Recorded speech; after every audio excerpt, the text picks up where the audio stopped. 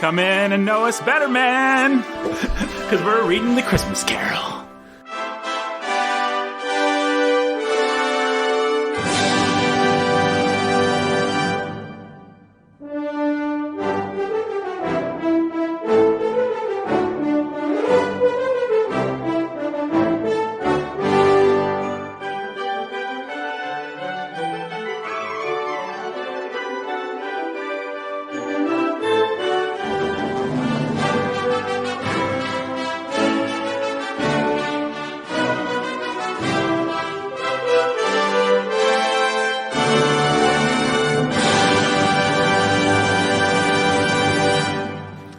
Welcome to the Bookening, and Merry Christmas to you, Jacob Menzel.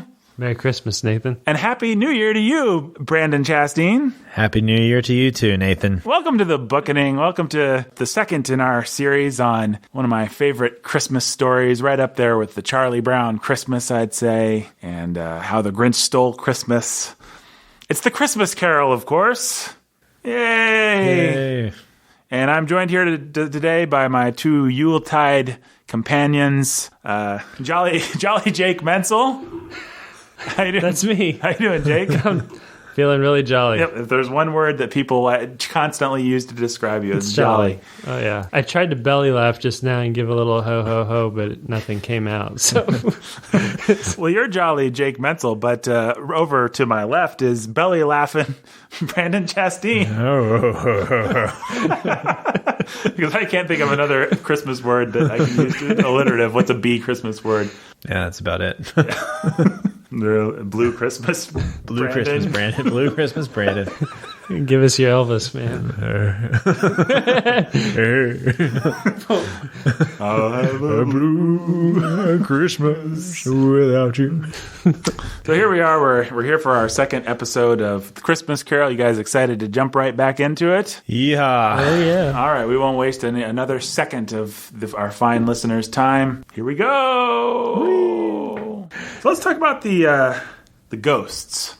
Now, I know if there's one thing that people say about the Bookening, it's that we're huge Hillary Clinton fans. Oh yeah. Yeah. Right? Yeah. And as such, I've actually heard people complain about the ghosts. Why do they choose a rich man to reform? Isn't it kind of classism? Isn't it sort of Reaganomics, kind of trickle down theory that ghosts guys would only go to wealthy people to seek their reclamation? What about the guy? What about the woman that stole the linen off of Scrooge's corpse? Why doesn't a ghost help clean up her life? Why don't the spirits intervene for the poor? Because if they intervene for Ebenezer Scrooge, then he gets to intervene for the sheet ladies.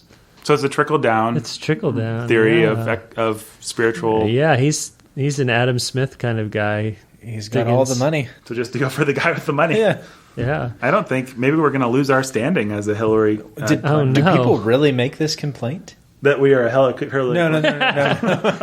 Yeah, we get that all the time on Twitter. The letters are pouring in, Brad. If you just go to look at our mentions on Twitter, it's everywhere. Yeah. Why do you guys love Hillary? It's probably because I wear this Hillary Clinton T-shirt on everywhere I go.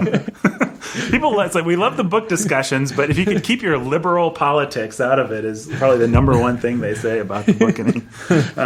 It's because I lean in the microphone every 5 minutes and go, I love Hillary Clinton. That's really annoying editing that out. No, I have heard people make that complaint. I've heard them make that complaint about It's a Wonderful Life, too. Although in that case, the classism doesn't quite hold up because then the ghost should have reformed Mr. Potter. Right. But it's kind of the same idea of there's all these drunken, terrible people. In Dickens' world, how do we know that the ghosts don't go and try to reform these other people? We're just getting the story of Ebenezer Scrooge because he's the most amazing and transformative one that you could possibly hope to see. Maybe the ghosts are always transforming people's lives and changing them. And in the Carol verse, that's what... I guess Christmas Present says he's had lots of siblings and stuff that came before him. Over 1900! Or whatever. Or 1800 or whatever it is. It would have been 1800, right? So you figure every one of those relatives, I guess, has reformed some... Old man. Some old man. Maybe many. Who knows? Yeah. I guess the argument doesn't really work for It's a Wonderful Life. Clarence should have gone and helped out Mr. Potter. But Mr. Potter's going to rot in hell, I guess. I mean, it would have made such a great story and had such a good moral to it if Dickens Stewart had written the story about the three ghosts going to the sheet lady. Oh yeah. And I mean, come on. You don't want to read that? Yeah. What kind of idiots make these kind of arguments? Yeah. I don't know. People Instead get of offended about everything. Is that all academics are, Brandon? People who are professionals at being offended at the dumbest things possible. Say that again? What? I missed that. What? Was I implied somehow there? Implicated, you mean? Implicated, yeah. Was I implied? Implicated. You were implied all over I was the implied. place. Whoa. I'm always implying you. So you don't think that Dickens is showing his trademark snobby classism? I think Dickens knows what makes for a good story, and a good story is a big redemption. Right. For Pete's sake. I mean, what was she going to do after she was reformed? Go out and, like, kill a sewer rat and give it to all the urchins? She wasn't going to get a turkey. Here's your turkey.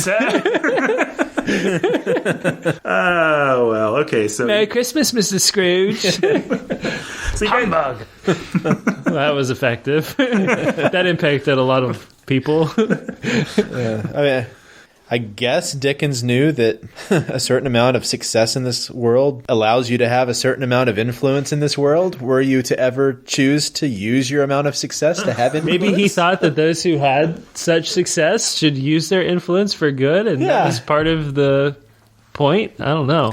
But come on, we don't want that. No, I mean, that's charity. That's just classicism, right? No, it's that's just continuing the system. I heard this stupid talking about the offended people. I still don't know if I was implicated somehow here. But I don't think you were. No, you weren't. You just missed it. We'll go back to I don't know. It's Christmas. Who cares? Right, yeah. I love you. I love you too. I had a point. Okay. And it had to do with this. Okay. Go ahead. Because, I mean, you're right. All academics are easily offended. And there was this video that one of our teachers made us watch about how all charities are basically just continuing the capitalist system, and how no charity should be continued because they were just continuing the capitalist system. Oh, my. Oh, yeah. And so that means, any Christian charity, and they made this point, like it was... Let's get rid of all the hospitals and all of the orphanages, and let's let the state take care of it, and that'll be much more benevolent. Yeah. As history has shown. And so you see exactly why they then would end up hating a story about Ebenezer Scrooge becoming a reformed person and becoming a philanthropist and giving to charity. Because, I mean, good grief, what they want is that what they would love even more is for the ghosts to show up with Bernie Sanders well, they're right in Scrooge's corner. Are there no prisons? Are there no workhouses? Yeah. We just need to reform the prisons and workhouses, guys. Yeah. Well, they'd wanted for the ghosts to show up to Bob Cratchit's house and be like, here's some dynamite, go blow up your boss and bring the revolution. Or go reform the Queen and turn her into Hillary Clinton. Or something. Or Bernie Sanders. Well, I guess you guys don't agree with that point, huh? No, I think it's stupid. Let's talk about Let's talk about the Ghost of Christmas Past. Why was the Ghost of Christmas Past portrayed so polymorphously with, like, its body changing? You couldn't tell whether it was old or young. The movie versions, for maybe obvious reasons, never really do this. But they said at one point that, like, you couldn't tell how many arms it had. It looked like it was kind of flickering and changing. And what was the symbolism? Well, so you've got the Ghost of Christmas Present. The one that you're in right now is robust and real and larger than life. You got the Ghost of Christmas Future, and he's the shadowy figure that is yet to be and uncertain. Then the past goes back and is many things and is only in your memory and is somewhat sketchy in that sense, but still real and vibrant. So it's got a different... I feel like you've got like this sort of flickering dark character on one end, the flickering bright character on the other end. Neither of them are the present. Neither of them are now. Neither of them are happening in front of you, and that's the only sense I can make of it. Yeah, your past, the Christmases of my past, every year get a little more muddled and a little more... It all gets kind of compressed. Is just a part of this thing that, formed and shaped me, and it's all made up of these very real moments that were important, but it's all just sort of this one thing, and it's something that's changing in our perception, and and something that we might want to smother with a dunce cap or whatever. Yes, I didn't know whether it was. You can't, right? You can't put it out. It's there. It's bright, but it's also like you're saying. Can't be changed. In a very Marilyn Robinson Tying it all together. vibe. Yes. It's uncertain. You're never quite sure whether or not you're remembering the right past or not. And so it's vague and unclear. Whereas the present is the only thing that's real and larger than life. That's and right. it's the now. And jolly. It's really clear that, the now is what has to be in the forefront of Scrooge's mind. The past is important. What is yet to be can be changed, but it's out there. And what happens in the now has real consequences, real bearing on that. But the now is what's larger than life, and now is what has to change. And I think Dickens was just trying to make that really over the top clear. Interesting that, and not to make a big, psychosexual point about this, but interesting that we have two its. We have a female male kind of creature angel thing as the past, and then we have a shrouded figure, and then we have a he, and we have a robust male kind of a character for the very present, masculine present now. Yes. With the burly, hairy chest, as I remember it. Yeah. Flowing beard, drinking lots of mead and lots of food. It's interesting, too, that the present and future both are very much seeped in or based on traditions.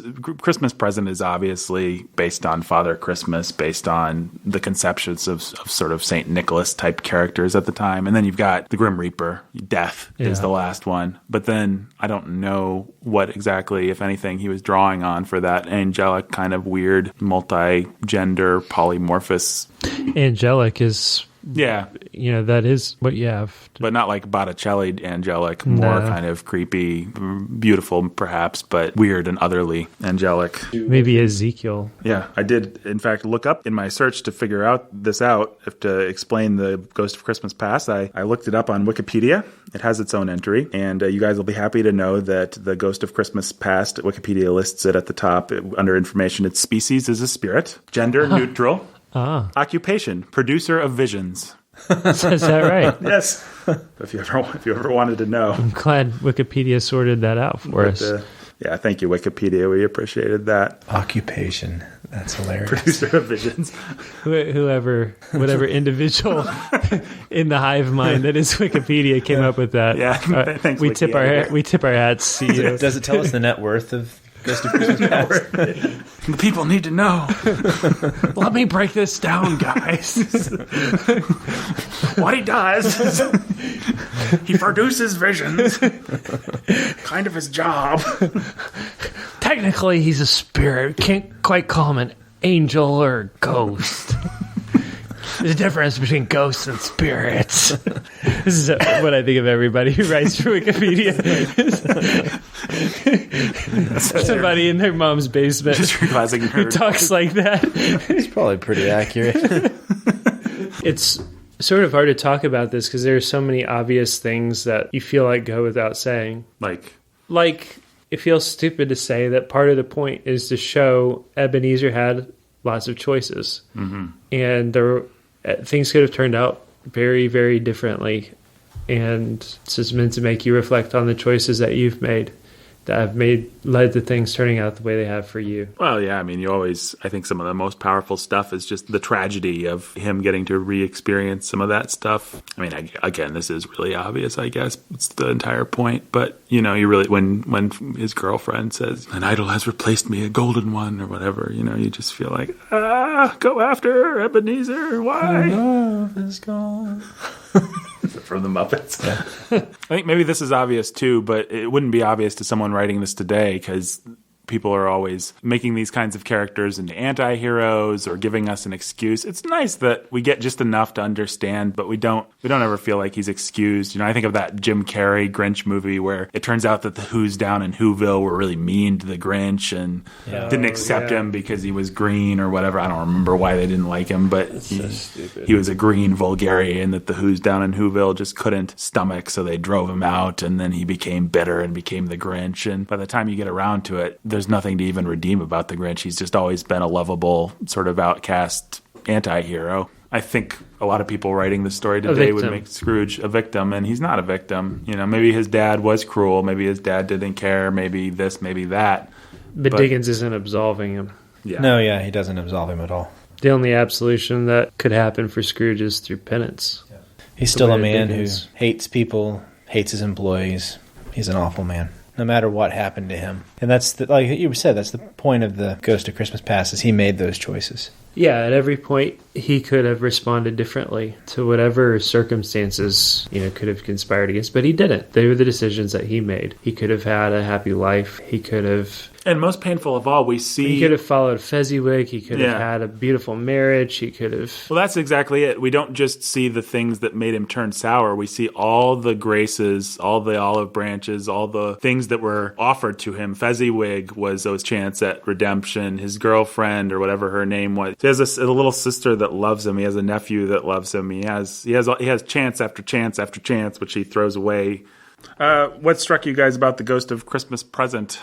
He's large and jolly and happy and masculine, but then there's also sort of solemn pageantry about him as he takes Scrooge on this journey through his present. It's very serious, and he has a purpose to it. Usually they're played that way in the movies, too. Yeah, something like The Muppet. It's just like a guy in a foam rubber suit that's really goofy, but they try to give him some seriousness, too. Yeah. He usually has he's not just Santa Claus. He has a lot of dignity and authority and weight, and he's like a king. Yeah. Like a big pagan king, almost. I think the guy me and Jake were talking about this the other day and watching some clips. The guy in the George C. Scott version as the Ghost of Christmas Past is just fantastic. The way that he plays him. Just that touch of wry cynicism.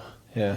Are there no workhouses? He's really like... Are there no prisons? He has this big smile on his face as he feels like a guy you wouldn't want to mess with. He reminds me scary. of like... He's the scariest one to me, actually. Well, in a good way, though. He reminds me of like father figures or pastors or people that have like confronted me about sin in my life that have just like not given me an inch in a good way. Yeah, you get this like Scrooge thinks he's a big man, and all of a sudden, here's a real big man. Mm-hmm. He just looks at Ebenezer. Oh, you're a big man. Yeah. Right. Come in and know me better. Yeah. And he is jolly and he is kind, but he's not afraid to say like, "Hey, buddy, maybe think about who the actual surplus population is. Like, who actually deserves to die in this scenario." To die. Yeah. So many of my questions are just like really obvious questions. Now, the third spirit, guys, is kind of like death. What's the significance of that? It's like a Nazgul. Well, I think, Nathan, he's meant to take Ebenezer to the place where the Ghost of Christmas Present hints at when he says, if these events remain unchanged, I see an empty chair at the table and a crutch without an owner, carefully preserved, which is death. Actually, Right. for Tim and for Ebenezer himself. Yeah. I don't know. It's just my... That's your gut feeling? That's my theory. Not to get too esoteric, but I'm pretty sure the symbolism is supposed to be the Grim Reaper. What? I had never put that together. Oh, come on. It's what I'm here for. What would we do without PhD ABDs? No, Jake, that actually kind of makes sense. He's got like the black robe. Yep. Right, And, yeah. Glowing eyes. Oh, wait, no, that was the one version. The Muppet one has... Or no, Patrick Stewart's version, actually. Yeah, that's so glowing eyes. stupid. Yeah, it has glowing, looks like Chico Little Christmas. He looks like a Jawa. Yeah. He does look like a very tall one. Is it not the droid you're looking for? We're going to offend everybody that grew up with Patrick Stewart. One of the things about the movies is... Whichever one you grew up with. That's the one. That I didn't know Patrick Stewart played. Yeah, no, he did. Yeah. Ebenezer. It is a really dark Christmas story. Have you read it to your kids, or you have? Mm-hmm. How do they like kidding. it? It's not their favorite thing to have read out loud. We have to go through it slowly. We can't just make it through it in one night. So this is like a Christmas tradition for you. Yeah. If I do the right voices, they like it. Can we hear one of your, how does one of your voices... Come in and know me better, man. Yes. Yeah. Last year, we had small group over or whatever. Oh yeah, we watched the Alistair Sim with the kids, didn't we? Yeah, we had just been talking about it for a while, and our small group meets for lunch, but sometimes they hang out pretty late, and so I think this was like after dinner or something like that. So we'd gone through, and we ended up busting out, I think, both. Yeah, we did. Wow. Alistair Sim and George C. Scott. Watched them both. Yeah, I think we might have skipped parts. We skimmed George C. Scott, I think. But I was, I thought, okay, my kids are going to going to love this. And then as we went through, it was like, oh, this is going to be really scary to them. And it was. And I think that's why we ended up skimming parts, is because I just wasn't. The final ghost is very scary. I remember being terrified of the George C. Scott version that I grew up with. We'd watch it every Christmas. Well, and I remember actually, come to think of it, being afraid of the Mickey version. Oh, with the devil, or what is it? Well, he drops him into the grave, and it opens up in the flames of hell, and then he's Ghost of Christmas Future turns out to be Bluto or whatever, and is just laughing at him. Doesn't he smoke a cigar? And he smokes a cigar, like he kicks him in, or whatever. Yeah, I mean, Dickens. That's not Dickens, but he had a flair for the theatrical. Mm-hmm. Well, Dickens used to do readings of this one quite a bit, didn't he? I mean, and he loved the theater. He was an actor. I was actually telling Nathan that for the longest time I had in my head that this was written as a play. I remember reading it in high school as a play or something like that. Maybe it was an adaptation, or maybe we just sort of played parts because it's so dialogue-y.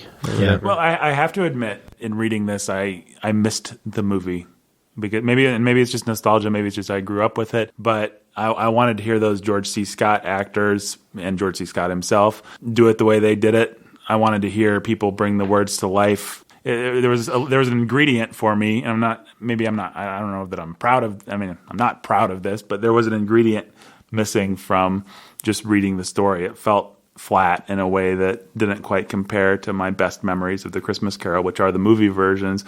I feel a little ashamed to admit it, but the movie versions are kind of my preferred versions of this story, maybe just because I grew up with them and they have a lot of nostalgia. But as I read the story, I just thought, I want somebody to, at the very least, be reading this out loud. It seems to be made to be, and I want somebody to do the voices. I want somebody to give the characters, bring it to life. I want to hear a radio adaptation or something. Maybe that's actually how I should have done it. But let's talk about Tiny Tim, everybody's favorite character.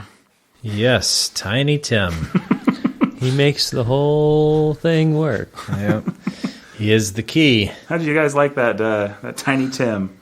I think I summarized how I feel about Tiny Tim in my contextual stuff. He fits exactly into this over-sentimentalized child vision. So he is Little Nell. He is Chimney Sweep Joe.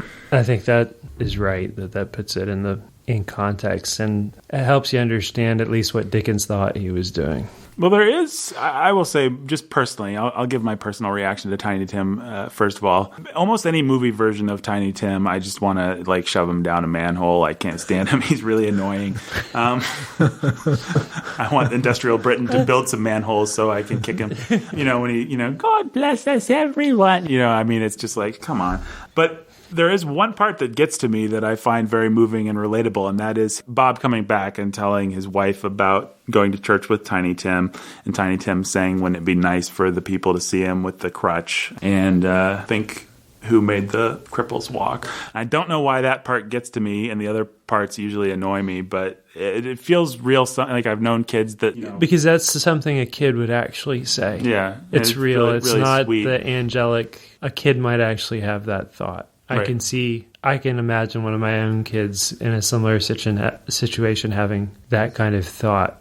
And when you can put a face to it and see it, it strikes home in a way that's real and not pure sentiment. Yeah. And there is a purity and an innocence that comes with yes, kids are original sinners, listeners. We all have a sin nature, and kids aren't perfect, and Dickens goes way over the top with making Tiny Tim into, thy essence was of God, Tiny Tim. That's just, you want to kind of reach through the page and slap Dickens there. But Jesus does say, let the little children come to me. And you see, we saw it in Dracula. It's the Victorian sensibility. Yeah, what's the deal with that? Why were the Victorians so darn sentimental about everything? Yeah, particularly the angelic purity of certain people. You have that whole pre-Raphaelite group of painters where it's just rosy-cheeked women in boats with flowers around them and knights in shining armor, and it's just so... Because they were a very strange people. Here you've got an industrial revolution that Dickens himself portrays as a smoggy hellhole.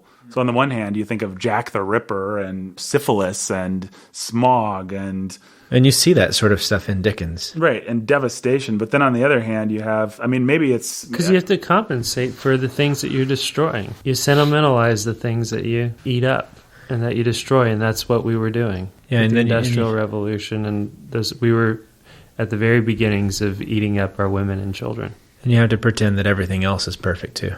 And so you idealize them, and they become angels. Yeah, so you know that it wasn't that perfect anywhere. These little country villages, like in a lot of these Dickens novels, it's kind of like what happens in some American novels where you go to the quiet little village and it's happy and nothing's wrong. And you know that's not the way it was, but it's the way they wanted to see the world. Mm-hmm. They wanted to see the world like we saw in Dracula with these women who are just absolutely angelic and these children who are so angelic. It's part of the time period. You see it in what's one of the more famous examples? In Uncle Tom's Cabin with what's his name? Augustine, his daughter, right? She's perfect, and then she dies. It was a way to cheaply show the death of innocence, and so then Dickens just was over the top with it, and so he called a character Tiny Tim of all things, and then Tiny Tim is on crutches. Because of even more all things, and then it's the perfect child of even more all things, and then he dies. But then he doesn't die, because Scrooge saves him. And then his dad goes up to weep over his body, and the author actually breaks the fourth wall to say, "Tiny Tim, thy essence was of God." And he does that all the time, like I was saying with that Chimney Sweep Joe, where he starts quoting the Lord's Prayer. It's weird, and you want to slap Dickens, but you know that the same thing that gave him his strength, which is a phenomenal storyteller, is why he was so weak here, because he wants to affect his reader. Yeah, that's interesting. I like the theory of the Industrial Revolution and those times eating up women and children, and therefore people having to slather on the sentiment. Because really, if you think about it, that's exactly what we do today with the sexual revolution, eating up women and children and men. And so you have people like Maya Angelou and Rupi Kaur and all these crappy feminist poets that posterity, I guarantee you, I'm going to go out on a limb and say that posterity will hate these people and make fun of them. But people are willing to indulge in the most mawkish sentimentality about feminism and empowerment and all this kind of stuff because they're whitewashing something that's... Or about babies and children because we kill them all. Because we killed them all. That makes sense to me, that where there's mawkish sentimentality, where there's lots of overpowering perfume, there's probably because there's a horrible stench. Where there's the Hallmark Channel that is going to be oppressing us. It's oppressing us right now in the Christmas season with family reunions. It's because we've destroyed our families with divorce and adultery, and it's just the way it is. Every Hallmark Channel story that's playing right now is somebody's been estranged from the family, and they come home and show up at the last minute and everything is great altogether. And what it does is it lets dad or mom or whoever is actually responsible for the brokenness of their family put it on their kid for being ungrateful. It's just another way to process your guilt. We need the Debbie Downer sound effect. Yeah. I guess finally on the subject of sentimentality, obviously it's not bad if there's one thing we appreciate authors that move us. We appreciate, we're not above being moved or feeling emotions. That's the point. Yeah.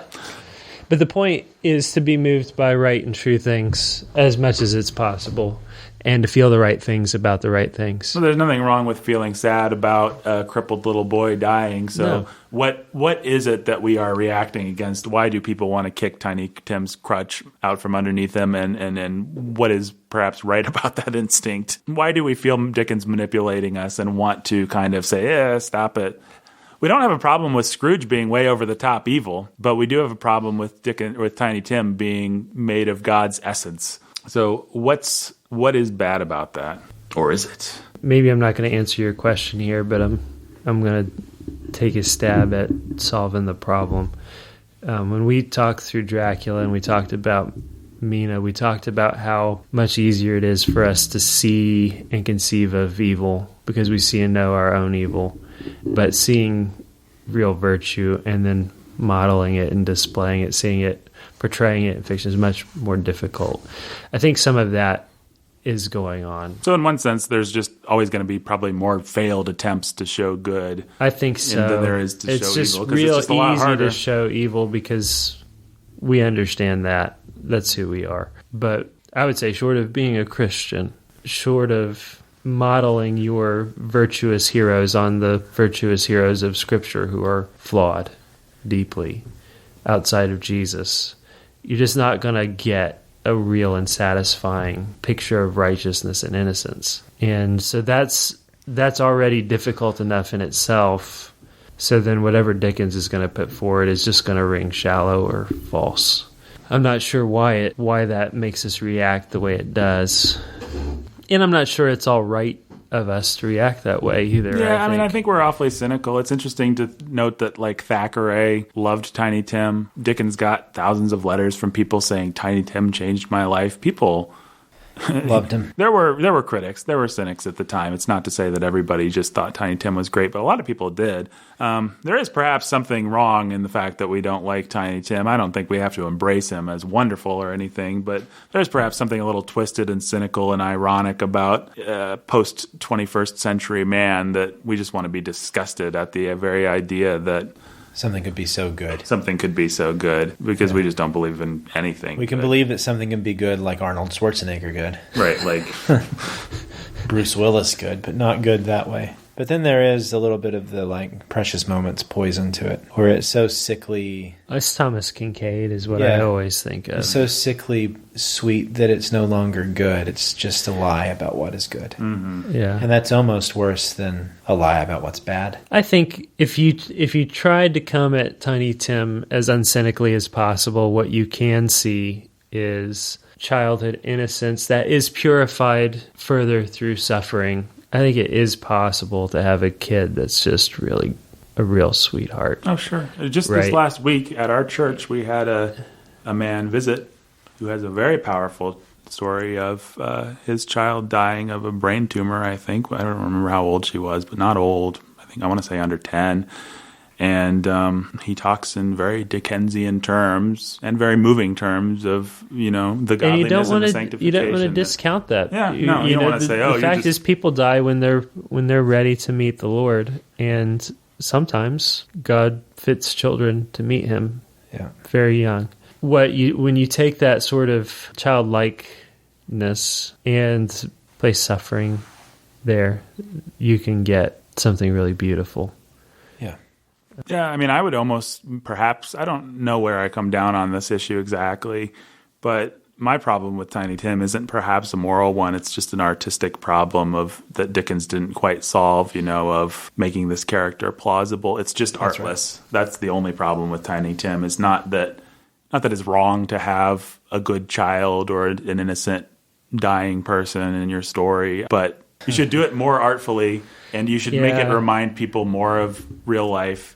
If you read what people say about, I've spent a fair amount of time as a pastor at Riley up in Indy, but it's mostly with very, very small children. But if you see or talk to anybody up there who's, say, spent time in the cancer ward of the children's hospitals, you'll get very Tiny Timish pictures, and some of that may be wishful thinking, but I don't think all of it is. Maybe it's a matter of when something's that inherently powerful. I think part of the artistry is to not to rub it in people's noses. When you suddenly start talking like Shakespeare and using Tiny Tim, thy essence was of God, for Dickens to do that, it's like it's not necessary. It's sad enough. A nice little boy that loved his family is dying. We don't need you to rub our nose in it. We don't need you to rub our nose in it. Give us some space to actually be sad. I think I'm with you there. I think it's in the artlessness that Dickens fails. It's not necessarily that. I think you're right about our cynicism as postmodern men who don't want to feel when goodness when Dickens is artless about it, it gives us an excuse to not actually deal with the character, right? Yeah. We can just be like, oh, gross. That's a failing of Dickens. He shouldn't have given us that excuse. Yeah, the best version, Tiny Tim is there doing exactly what Dickens wanted him to do, which is to show in the starkest terms possible what happens when a man like Scrooge is unfeeling. A man like Scrooge is unfeeling. The innocent are corrupted and suffer. And He wants you to feel the brokenness of the world and the weight of your sin of greed. And he wants you to feel you're part of the problem and innocents suffer and they don't have to. And I do think he falls short there, that he had a powerful idea that just wasn't realized for us. But then Nathan says at the time everybody thought Tim was the greatest. So maybe he struck the right note for Victorian England, you know? Yeah. And it just, you know, but I think Shakespeare would have done it better. I think he would have too. And I think he failed consistently in this area. It's almost one of those things where it feels like you feel a little insulted as a reader. It's an insult to your intelligence. It's like, or to your emotional intelligence even. It's like, Dickens, don't you think that I'm smart enough to get that this is sad? Like, you didn't have to, like, paint me a Thomas Kincaid painting here. I got it. Did he actually love real children? I don't know. Or did he just pretend to in his books? He had a whole brood of them with his wife who he didn't love. I know. You get the sense that their home wasn't happy. His older sister died, I think, I want to say when she was 14 or something like that, and that was powerfully affecting to him. And people always say that his death scenes, like Tiny Tim, are her death. So yeah, he did feel it, and maybe it was the fact that he felt it that kept him from doing a better job. Who knows? Maybe because he was feeling it all over again as a child, and so he couldn't put away his crayons. Mm-hmm. Exactly. Like Fox Mulder. Sorry. Wow. That's a great reference. Thank you. Final question. As a Christian, is there anything that we should not embrace in the moral of this story? I've heard people say, well, Scrooge repents to Marley and to the ghosts and says the ghosts of Christmas will strive within him. He should say that Jesus should strive within him. So I guess it's not a very good Christmas story. And also it's an inaccurate portrayal of the afterlife. Yes, indeed. I've heard that. Yes, I've read that. I guess you can tell what my opinion is from the way I'm loading the question up here. I mean, I'd say the only danger or the only thing you should reject is maybe this precious moments angel wing sentimentality of the Tiny Tim story, but then also take what's good from it. And there's a lot of good Christmas spirit, good Christmas cheer to take from this story. Forget the details and take some mirth home with you. Yes. And some free-spiritedness, some liberality, and realize that, yeah, you're right, curmudgeon, the real Christmas story is way better. But apply the liberality of the real Christmas story gently to your own forehead and shut up about this book. Yes. God bless us, everyone, including Tiny Tim. We can learn to forgive Tiny Tim and accept him and forgive Dickens for his bad artistry with Tiny Tim. It's just accept him in all his mawkishness. Yeah. Yeah. Well, I just think it's silly. I think Christians that say that are silly. I think I always want to ask them, what do you do with Jesus's parables? The prodigal son goes home. He doesn't repent to Jesus. He repents to his dad. You got a problem with that, idiot? No, you don't. You shouldn't have a problem with Dickens. He was telling a story. It's not supposed to be a literal reading of the afterlife or of anything else. It's a story about a grumpy old man visited by the Grim Reaper. And there's a reason that every Kirk Cameron movie is really bad. Yes. Maybe it was all dreams anyway. Yeah, maybe it was all dreams anyway. So, you guys have all seen your share of Christmas Carol adaptations, movies. What do you recommend to people? What's the best? What's the worst? What stands out to you about the movies compared to the book? Talk. Well, I would say that I grew up most with Mickey and George C. Scott, but then Alistair Sim was a sort of sentimental favorite of my dad's because that's what he grew up with, so we'd watch that too. So there are things that I love about all three of those, and I always just have this sort of secret jealousy of everybody that they got to watch the Muppet one all the time because I only got to watch it a couple times. Yeah, we watched the Muppet one all the time. But, I didn't grow up with Mickey, though. My parents really weren't into Mickey. We didn't grow up with that I liked one. Mickey, okay. The Ghost of Christmas Present is the big bumbling giant who... Oh, like the Jack and the Beanstalk giant? Yeah, that one. That makes sense. See, I didn't see the Mickey one until I was too old for it, and it was sad because by the time I saw it, it just didn't do anything for me. But I think if I would have seen it in time, I think if anyone out there has not seen the George C. Scott version, it might just be nostalgia, but I think that version's really, really fantastic. Have you seen that version? No.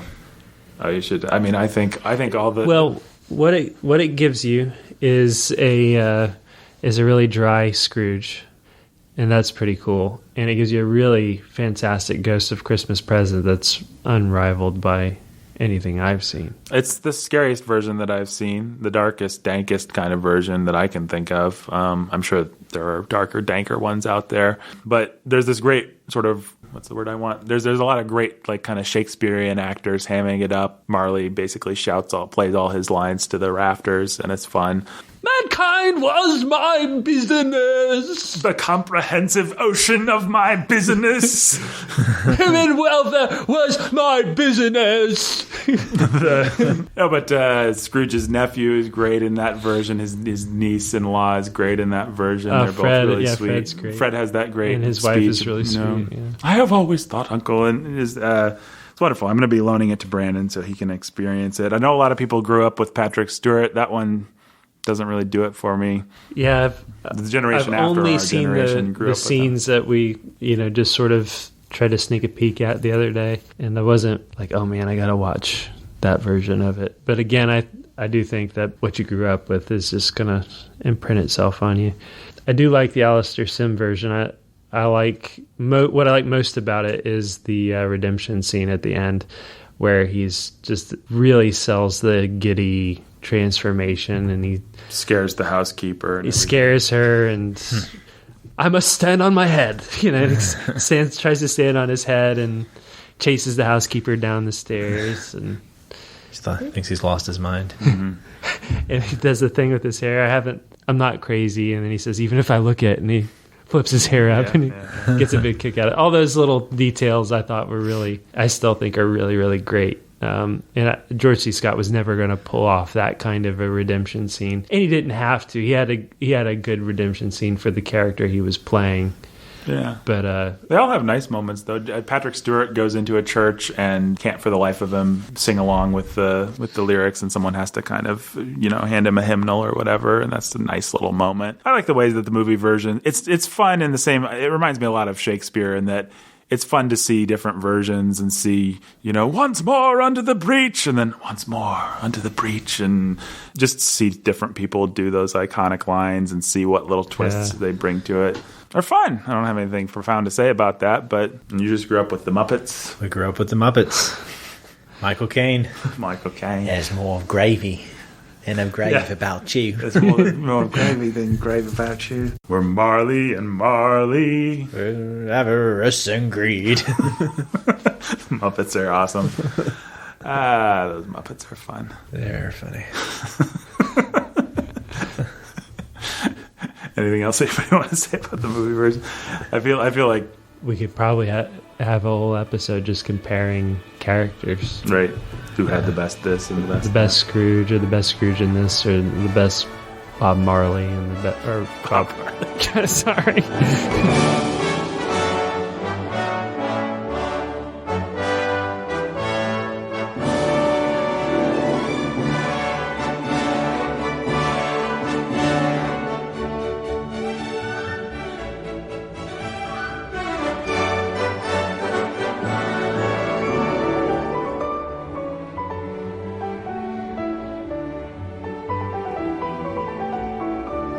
Today's episode was brought to you by the letter C for Christmas. Why did I say that? Anyway, my name is Nathan. I wrote and produced this episode, asked the questions that the fellas answered. The fellas that answered those questions were Jacob Menzel, the pastor who's a master of reading, and Brandon Chasteen, a fine fellow indeed. And we want to thank you for joining us today. The Bookening is a product of Warhorn Media. You can find us at warhornmedia.com. You can find us on Instagram and Facebook and Twitter as Warhorn Media. And a Merry Christmas to all our listeners and to all a good night. A good night.